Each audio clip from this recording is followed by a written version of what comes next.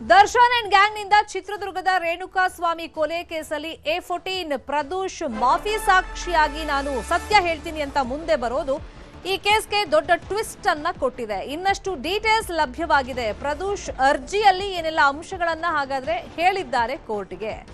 News 18ಗೆ ಲಭ್ಯವಾಗಿದೆ 11 ಪುಟಗಳ ಸಂಪೂರ್ಣ ಹೇಳಿಕೆ.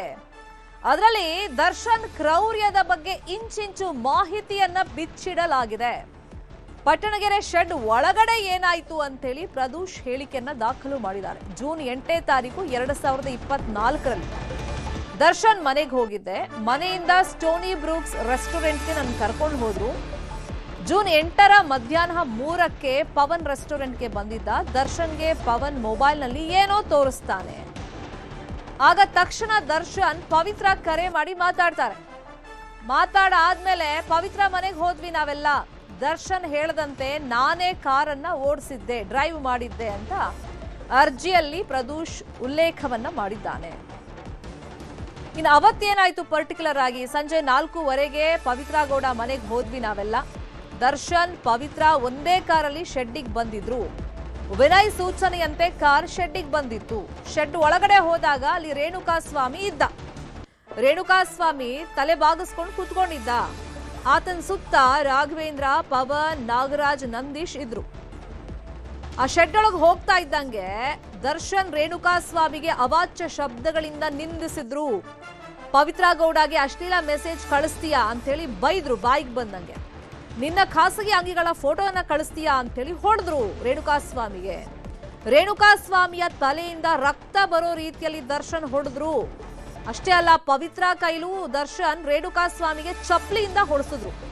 ಪವಿತ್ರ ಗೌಡ ಅವರನ್ನ ಕಾರ್ನಲ್ಲಿ ಕೂರಿಸಿದ ಮೇಲೂ ಮತ್ತೆ ಹಲ್ಲೆಯನ್ನ ಶುರು ಮಾಡಿದ್ರು. ರೇಣುಕಾ ಸ್ವಾಮಿಯನ್ನ ಕೇವಲ ಒಳ ಉಡುಪಿನಲ್ಲಿ ಕೂರಿಸಿದ್ರು. ನಂದೀಶ್ ರೇಣುಕಾ ಸ್ವಾಮಿಯನ್ನ ಎತ್ತಿ ನೇಣು ಹಾಕೋದಕ್ಕೆ ಪ್ರಯತ್ನ ಪಟ್ಟ. ಟಾಟಾ ಎಸ್ ವಾಹನಕ್ಕೆ ನೇಣು ಹಾಕೋದಕ್ಕೆ ಪ್ರಯತ್ನ ಪಟ್ಟಿದ್ದು ನಂದೀಶ್.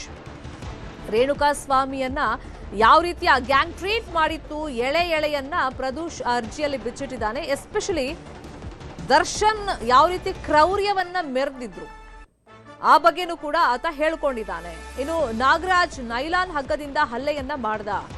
ನಂದೀಶ್ ಮತ್ತೆ ಪವನ್ ಇದರಲ್ಲ, ಮರದ ಕೋಲಿಂದ ರೇಣುಕಾ ಸ್ವಾಮಿಗೆ ಹೊಡೆದ್ರು.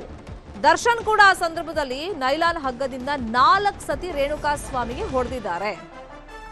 ಇನ್ನು ಪವನ್ ರೇಣುಕಾ ಸ್ವಾಮಿಯ ಮೊಬೈಲ್ನಲ್ಲಿದ್ದ ಮೆಸೇಜ್ಗಳನ್ನ ಓದ್ತಾ ಇದ್ದ.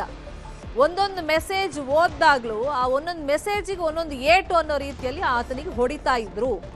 ಮತ್ತೆ ಇನ್ಸ್ಟಾಗ್ರಾಮ್ನಲ್ಲೂ ಕೂಡ ಆತನ ಪ್ರೊಫೈಲ್ ಹೆಸರು ಗೌತಮ್ ಅಂತ ಇತ್ತು, ಅದನ್ನು ಓಪನ್ ಮಾಡಿದ್ದಾರೆ. ಇನ್ನು ಎಸ್ಪೆಷಲಿ ದರ್ಶನ್ ಏನು ಮಾಡಿದ್ರು, ದರ್ಶನ್ ರೇಣುಕಾ ಸ್ವಾಮಿಯ ಖಾಸಗಿ ಅಂಗಕ್ಕೆ ಒದ್ರು.